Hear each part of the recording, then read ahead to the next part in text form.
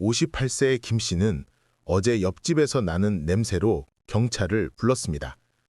사흘 동안 아무 소리도 없었고 우유병이 문 앞에 그대로 있었습니다. 경찰이 문을 열었을 때 김 씨는 뒤돌아섰습니다. 차마 볼 수 없었습니다. 55세의 이웃이 혼자 쓸쓸하게 세상을 떠나 있었습니다. 아무도 몰랐습니다. 일주일이 지나서야 발견됐습니다. 장례식장에는 아무도 오지 않았습니다. 가족도 없고 친구도 없고 동료도 없었습니다. 구청에서 무연고 장례를 치렀습니다. 김 씨는 돌아오는 길에 떨렸습니다. 저 사람이 나와 다른 게 뭘까? 나도 저렇게 될 수 있지 않을까?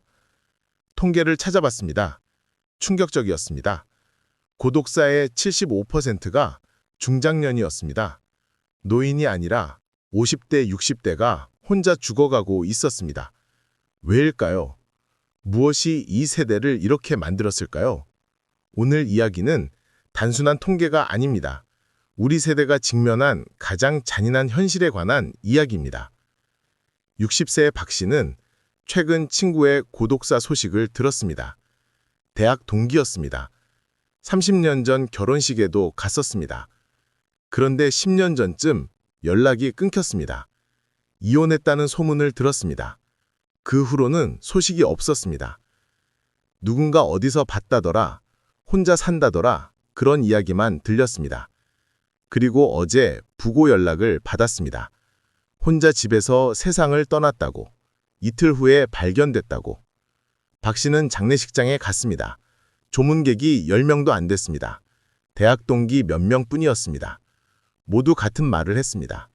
진작 연락할 걸. 왜 그렇게 됐을까? 우리가 뭘 잘못했을까? 박 씨는 깨달았습니다. 친구가 고립된 것을 알면서도 아무도 손 내밀지 않았다는 것을. 바쁘다는 핑계로, 어색하다는 이유로 개인의 선택이라고 합리화하며 방치했다는 것을. 박 씨는 두려워졌습니다. 나도 그렇게 될 수 있다는 것을. 지금은 가족이 있고 친구가 있고 관계가 있지만 언제 어떻게 변할지 모른다는 것을. 중장년의 고독사는 남의 일이 아니라 바로 우리의 이야기라는 것을. 반대로 65세의 이 씨는 매일 아침 복지관에 출석합니다. 출석부에 체크하는 시스템이 있습니다. 이틀 연속 나오지 않으면 전화가 옵니다. 3일째 연락이 안 되면 직접 찾아옵니다. 이 씨는 이 시스템 덕분에 안심합니다. 혹시 집에서 쓰러져도 금방 발견될 것입니다. 이 씨 주변에는 항상 사람들이 있습니다.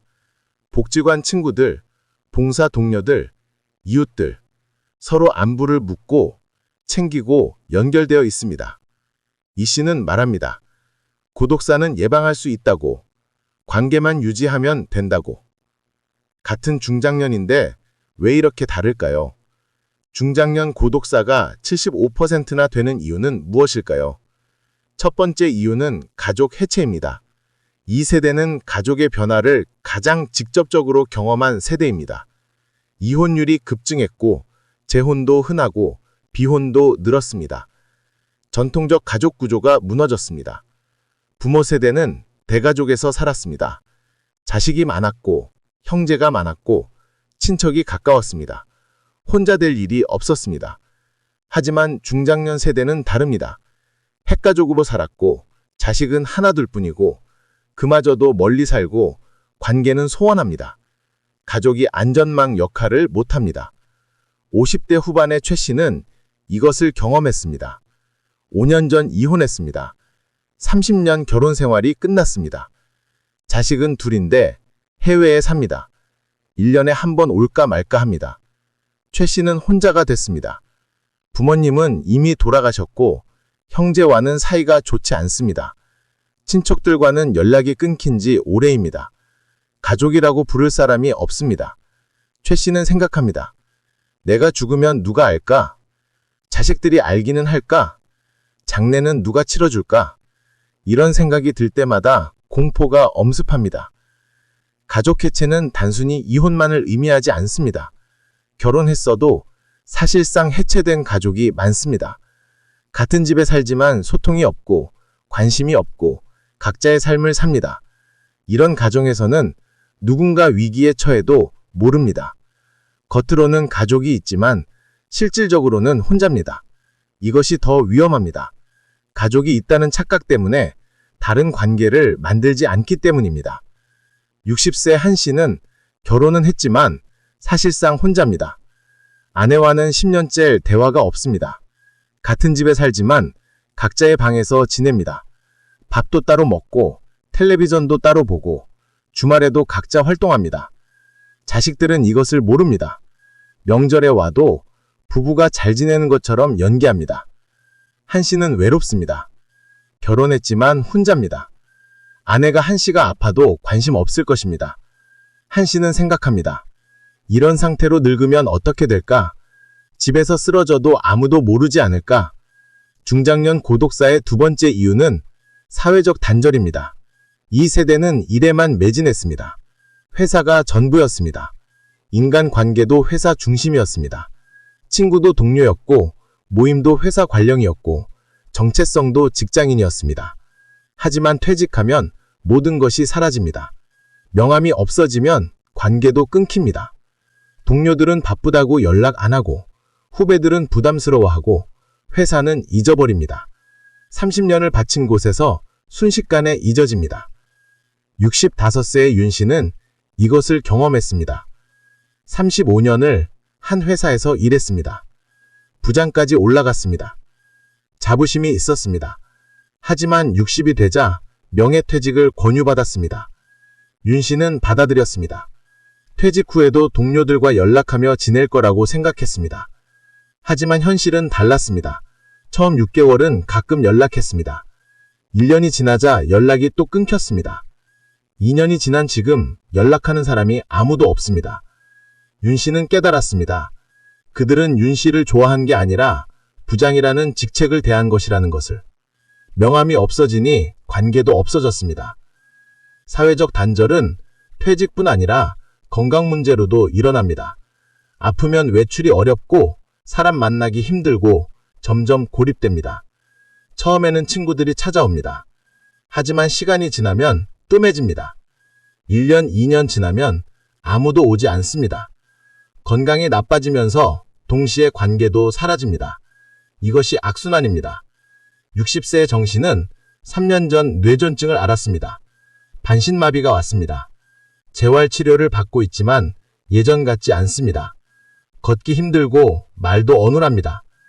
친구들이 처음에는 병문안 왔습니다. 하지만 점점 줄었습니다. 지금은 아무도 오지 않습니다. 정 씨는 이해합니다. 친구들도 바쁘고 아픈 사람 보는 것이 부담스럽다는 것을. 하지만 외롭습니다. 혼자 집에서 재활 운동만 합니다.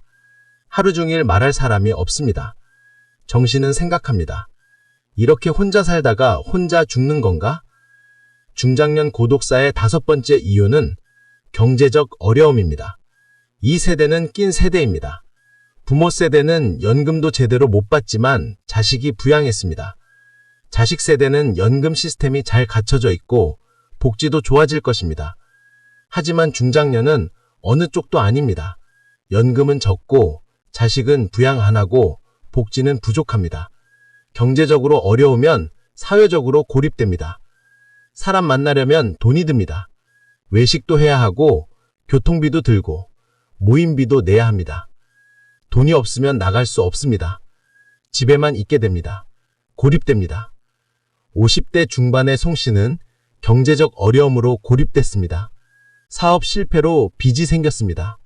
친구들을 만날 여유가 없습니다. 커피 한 잔 마시는 것도 부담입니다. 그래서 연락을 끊었습니다. 친구들이 전화해도 바쁘다고 핑계댑니다. 실제로는 돈이 없어서입니다. 1년이 지나자 친구들도 연락을 안 합니다. 송 씨는 혼자가 됐습니다. 하루 종일 집에만 있습니다. 아르바이트로 근근히 살아갑니다. 송 씨는 생각합니다. 이렇게 살다가 죽으면 누가 알까? 경제적 어려움은 자존감도 무너뜨립니다. 가난하다는 것이 창피해서 사람을 피하게 됩니다. 성공한 친구들을 보기 싫어집니다. 비교당하는 것이 두렵습니다. 그래서 스스로 고립됩니다. 이것이 더 위험합니다. 타인이 배제하는 것이 아니라 스스로 물러나기 때문입니다. 중장년 고독사의 네 번째 이유는 정신건강 문제입니다. 이 세대는 정신건강에 대한 인식이 부족합니다.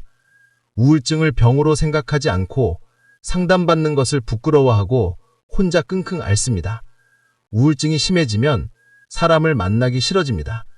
집에만 있고 연락도 안 하고 점점 깊은 구렁텅이에 빠집니다. 주변 사람들은 모릅니다. 겉으로는 멀쩡해 보이기 때문입니다. 그러다 어느 날 극단적 선택을 하거나 방치되어 고독사로 이어집니다. 60세의 안 씨는 3년째 우울증을 앓고 있습니다. 아내가 세상을 떠난 후에 시작됐습니다. 처음에는 슬픔이었습니다. 하지만 시간이 지나도 나아지지 않았습니다. 아침에 일어나기 싫고 아무것도 하기 싫고 사람 만나기 싫습니다. 친구들이 만나자고 해도 거절합니다.